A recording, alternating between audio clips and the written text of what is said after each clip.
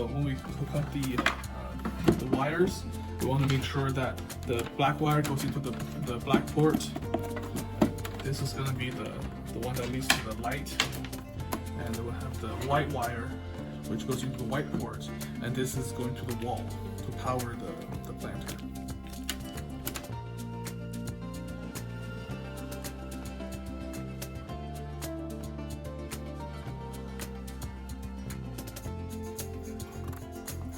Reset the device. Do not push this button here directly. The reset button is actually in the hole. You push it with a pin. Let's see.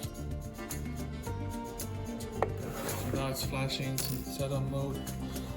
You press the blue plus button at device, and then it's already discovered the isolated. Just press done, and voila, we're in. So we can turn on the light from here. Long press to reset.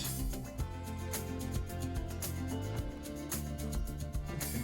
Please plant new plants. Okay, and then you select whatever plant you're planting. If you cannot find the one you're planting, I'm sure there's the other custom plant option here. So let's say we're planting mint. Success, you want to change the matrix. Okay. So now it's gonna automatically set up the parameters ideal for that plant. Save it. Then you can turn the light on and off.